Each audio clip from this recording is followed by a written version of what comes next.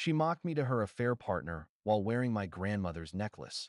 Now it's back where it belongs. I, 34M, had been with my girlfriend Melissa, 31F, for almost 4 years. We weren't married, but the topic came up often enough that I had been seriously considering proposing. Our lives were fairly integrated, not fully living together, but she stayed at my place half the week, and I kept a drawer at hers. Melissa had a big, magnetic personality. She could light up a room and make friends with a stranger in 10 minutes. Me? I'm quieter. I work in IT, and while I can hold my own socially, I've never been the center of attention type. Maybe that's what drew me to her. She was bold where I was careful. Over time, though, that boldness began to blur into something else. She would sometimes talk over me when I tried to tell a story at dinner. She'd brush off my achievements at work with a distracted "that's nice." And she had this way of weaponizing charm, especially with men, bartenders, co-workers, random guys at the gym. Always a smile a little too long, a laugh a little too sharp. Still, I ignored the small cracks. I told myself that was just her being extroverted, not disloyal. Last Christmas, I bought her a necklace. Simple, elegant, sterling silver with a small sapphire pendant. It wasn't just jewelry. The stone had history. It originally belonged to my grandmother, who left it to my mother, who gave it to me to pass on when you find someone worth keeping. I had it reset in a modern chain so Melissa could wear it daily. She loved it. At least, that's what I thought. It happened on a Wednesday in March. I got off work 2 hours early. A server migration went smoother than expected, and my boss told me to take the afternoon. I swung by Melissa's place, thinking I'd surprise her with takeout from her favorite Thai spot. Her car was outside. The curtains were drawn. I used my key to let myself in quietly, balancing the food bags. Then I heard it. Laughter. Her voice, playful and sharp, coming from the bedroom. I walked down the hall and stopped at the doorway. Melissa was sprawled on the bed, holding her phone up, FaceTiming with someone. She was twirling the necklace between her fingers. My grandmother's necklace. On the screen was a man I didn't recognize, mid-30s, athletic build, tattoos. He was shirtless, leaning back in bed with a grin that made my stomach turn. Melissa glanced up at me, and instead of shock, guilt, or even scrambling, she smirked. "Relax," she said, her voice syrupy and cruel. "He notices it more than you ever did." For a moment, the air felt thick, like moving through water. I stared at her, then at the screen, then back at the necklace. A dozen thoughts crashed together. My grandmother's hands holding that pendant. My mother saying, "Give it to someone you trust." Melissa laughing, her words cutting deeper than shouting ever could. I didn't yell. I didn't throw the takeout. I just set the bags down on the dresser, turned, and walked out. Behind me, I heard her call, "Wait, it's not what it looks like," followed by muffled laughter from the man on the screen. Melissa tried to spin it, of course. She texted. It wasn't physical, just harmless flirting. She called. "You're overreacting." I was joking. "You're too sensitive." She cornered me at my apartment once, crying. "You've been distant for months. I just wanted attention." Every excuse painted her as misunderstood and me as uptight. But here's what she didn't know. That necklace? It wasn't hers to keep. It was a family heirloom, entrusted to me. When I gave it to her, it was on the understanding that she respected what it represented. She mocked that gift, to my face and to her affair partner. So I stayed quiet, cold, non-reactive. I didn't demand it back, not immediately. I let her think I was shutting down, maybe even considering reconciliation. Because I had a plan. 2 weeks later, Melissa invited me to dinner to talk things through. I agreed. At the restaurant, she leaned across the table, necklace glinting in the light, and said, "I think we can move past this if you just let go of your pride." I smiled calmly and said, "You're right. It's time to let go." The next morning, I contacted my cousin, who works in estate law. He drafted a simple but official letter stating the necklace was a family heirloom belonging to my last name. Estate, temporarily gifted but not transferred in ownership. The letter requested its immediate return to avoid escalation.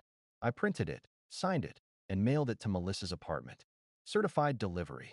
She called me the next day, furious. "Are you seriously threatening me with legal crap over a necklace?" I said, evenly, "Not a necklace. My grandmother's necklace," and hung up. She went silent after that. But I knew the message landed. When her text finally came, "If it matters that much, Come get it yourself. I could almost hear the disdain dripping through the screen. It wasn't an olive branch, not even an apology. It was defiance, a last stand. I went over that evening, the air outside heavy and damp from a spring storm that had passed earlier. She opened the door without her usual polish, hair tied back unevenly, dark circles under her eyes, sweatshirt instead of her carefully curated outfits. For the first time in years, she looked ordinary. In her hand was a small velvet pouch.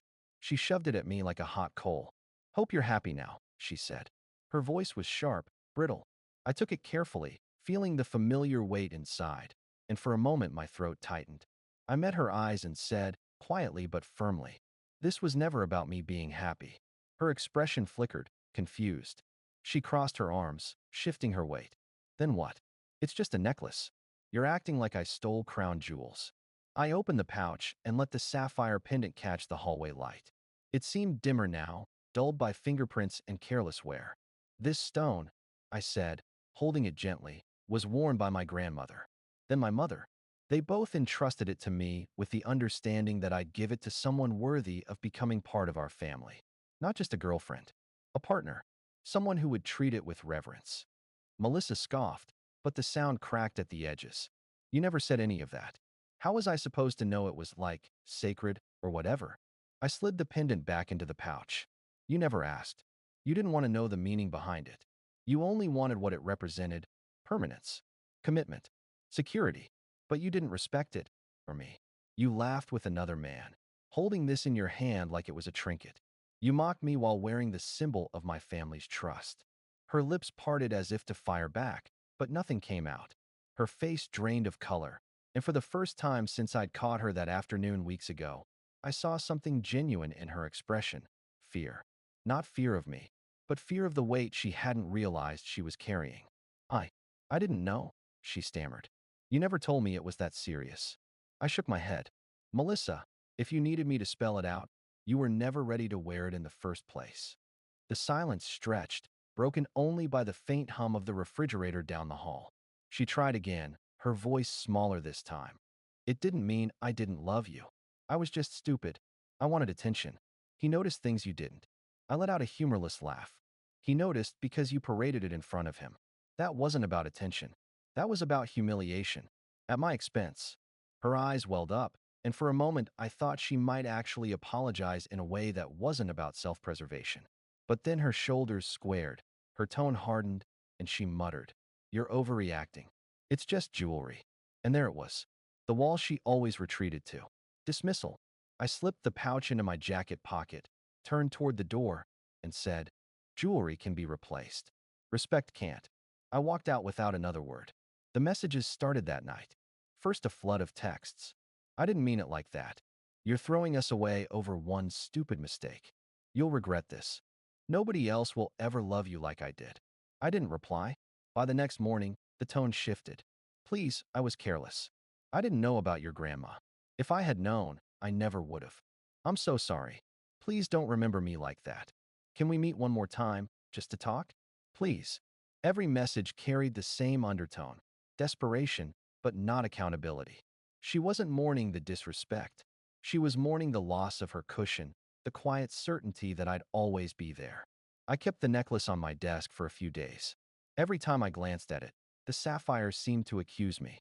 Not because I'd trusted the wrong person, but because I'd ignored the warning signs long before the FaceTime call. The little jabs she'd made about me being boring, the times she'd brushed off gifts as not her style, the smirk she'd wear when other men flirted with her right in front of me. Each one had been a crack. I'd plastered over them, convincing myself stability required tolerance.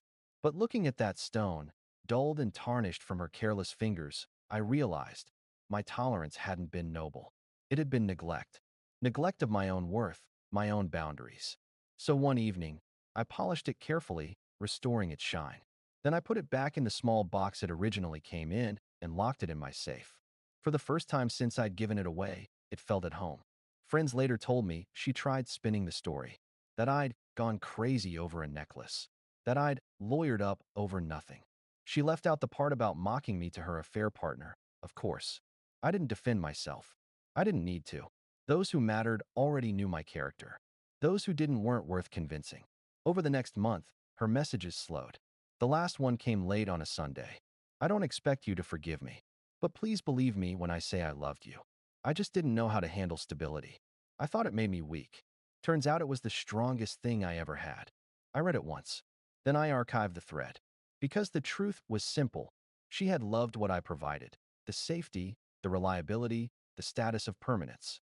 But she hadn't loved me enough to respect me. And without respect, love is just performance. The necklace still sits in my safe. Not as a relic of her, but as a reminder. A reminder that respect is non-negotiable. That symbols only matter when the person wearing them understands the weight. And that silence, choosing not to engage, not to argue, can sometimes be the loudest declaration of all. Update 1 that it's been about 3 months since I got the necklace back, and a lot has happened. I've had people asking if I won or if she got what she deserved. I don't look at it that way anymore. If anything, what followed showed me that winning in these situations just means carrying a different kind of weight. After I walked out that night, I expected Melissa to fade into silence eventually. Instead, she doubled down. She tried reaching me through mutual friends, framing herself as the tragic one who made a dumb mistake but didn't deserve to lose everything. One friend even told me Melissa had been crying in her car, saying I'd humiliated her by sending a legal-style letter over a necklace. That part made me laugh, bitterly. She hadn't told them the necklace wasn't mine to give away forever. She hadn't told them she'd mocked me while holding it in her hands for another man. No, in her version, she was the victim of my coldness, my overreaction. I didn't defend myself. I've learned the hard way that people will believe the version that suits them. But here's where it got complicated. Melissa didn't just want me back. She wanted to rewrite the narrative. A month ago, she showed up at my apartment building. I'd blocked her number by then, so she used the call box at the front to buzz me. Please, she said through the intercom, voice trembling, just 5 minutes. I need you to hear me. Against my better judgment, I let her in. She looked thinner, more worn down. Her hands shook as she stood in my doorway. I've ruined everything, she said, tears streaking her makeup. He, meaning the guy from FaceTime, ghosted me. Just disappeared. All the attention I thought I wanted, it's nothing. It's empty. I didn't move. I didn't offer her comfort. I just listened. She kept talking, spiraling. How her friends had stopped inviting her out. How the guy she'd chosen to risk everything for blocked her after 2 months. How she couldn't sleep because she kept dreaming about the moment I told her she'd disrespected my family's memory. And then, almost in a whisper, she said, I still see it. That necklace. Every time I close my eyes, I see you looking at me like I was nothing. That part hit me strangely. Because the truth is, in that moment, I didn't look at her like she was nothing. I looked at her like someone who had already chosen her own nothingness. I told her, Melissa, you don't miss me. You miss the version of yourself that existed when you were with me. The stability, the safety, the certainty. That's not love. That's regret. She crumpled right there in the hallway, sobbing. Neighbors probably heard, but I didn't care. I didn't touch her, didn't invite her inside. After a few minutes, I quietly said, you need to leave now. And she did. Since then, the silence has been heavier, but cleaner. I started therapy in April, not because I thought I was broken, but because I realized how much of myself I'd minimized for years in that relationship. How often I'd convinced myself that compromise meant swallowing my discomfort, downplaying my boundaries, telling myself that jealousy was just insecurity instead of intuition screaming at me. My therapist asked me once, why did you give her the necklace? And I said, because I thought permanence would make her choose me the same way I chose her. Saying it out loud was like pulling glass out of my throat. The truth? I gave it to her because I wanted to believe she was better than her actions had already shown me. That hope blinded me. Now, the necklace sits in my safe again. But sometimes, when I need grounding, I take it out. I polish it slowly, methodically, and remind myself, trust is not given. It's earned, and it's maintained. My grandmother and my mother both understood that. I'm just learning it late. As for Melissa, the last I heard from a mutual friend, she moved back in with her parents. She's trying to figure herself out, whatever that means. The same friend told me Melissa admitted she threw away the best thing she ever had, but said it in that way where she was still the protagonist of her own tragedy. I don't feel satisfaction. I don't feel pity, either. Mostly I feel distance. like she's a character from a story I once read and then put back on the shelf. The hardest part hasn't been losing her. The hardest part has been rebuilding the version of myself I let erode while with her. The guy who second-guessed his instincts, who rationalized disrespect, who ignored the obvious because he was too afraid of starting over. That's the part I'm in therapy for. That's the work. If anyone reading this is looking for a clean, cinematic ending, there isn't one. She didn't get what she deserved. I didn't ride off into the sunset with someone new. The truth is far less glamorous. She's dealing with the consequences of her choices, and I'm learning to sit with the quiet. And maybe that's enough. Final update that it's been a little over a year since everything happened. The dust has settled, and in a strange way, so have I. Melissa is no longer part of my life. We haven't spoken since that night in my apartment hallway when she broke down and I sent her away. No late-night texts, no just checking in, nothing. It's not because she finally respected my silence. It's because she burned through everyone around her, and there was nowhere left for her to turn. A mutual friend told me months ago that she'd moved back in with her parents, then tried moving out with a roommate, only to fall out with that person within weeks. Apparently, she bounced from job to job, never staying long.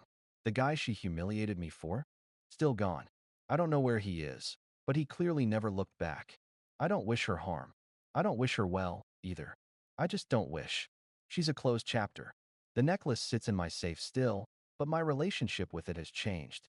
For the first few months after I got it back, I couldn't look at it without feeling a bitter sting.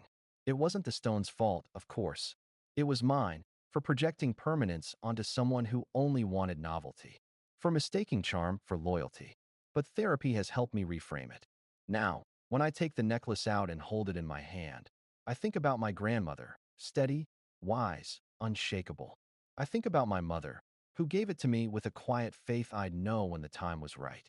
And I think about myself, not as the man who got played, but as the man who finally learned that respect is the bedrock of love. Without it, everything else is smoke. It's strange how something as small as a pendant can become a compass. As for me, life is different now. I bought a condo this spring, a place that's fully mine. Setting it up was both liberating and terrifying. Every piece of furniture, every photo on the wall, every small decision, it all came from me. No compromises, no swallowing preferences, no whatever you want, honey, to keep the peace. For the first time in years, my space feels like an extension of me. I've started dating again, slowly. Nothing serious yet, but the difference is striking. I don't ignore the small things anymore. I pay attention to how someone talks to waiters, how they respond to a no, how they handle conflict. Those details matter far more than grand gestures. I don't go into these dates with suspicion, but I also don't hand out trust like candy. It's earned. And that doesn't make me bitter, it makes me careful. People sometimes ask if I'd ever give the necklace to someone else again. I don't have an answer yet. Maybe one day, but not until it feels right in a way that doesn't come from loneliness or fear of missing out. Until then, it stays locked up, not hidden, but protected. Because that's the lesson, really. Love is not about clinging to symbols. It's about living the values they're supposed to represent. The hardest part of this year hasn't been losing Melissa. It's been facing the parts of myself that enabled what happened. The way I ignored red flags because I wanted the storybook ending. The way I mistook silence for strength, letting disrespect slide so I wouldn't rock the boat. The betrayal hurt, yes. But what hurt more was realizing I'd betrayed myself long before she ever did. And yet, as painful as that realization was, it's also been freeing. Because once you see where you failed yourself, you can start to rebuild. Melissa once told me, in a bitter moment, that I'd never find anyone who loves me like she did. I hope she's right. Because if what she gave me was love, then I'd rather build something entirely different. Something grounded. Something steady. Something real. So this is the end of my story. No dramatic revenge, no viral justice. Just a man, a necklace, and the long, unglamorous work of healing. And maybe that's the most honest ending I can give. She's gone. The necklace is home. And I'm finally learning that silence, the kind that comes not from being shut down, but from peace, is louder than any words I could have said to her.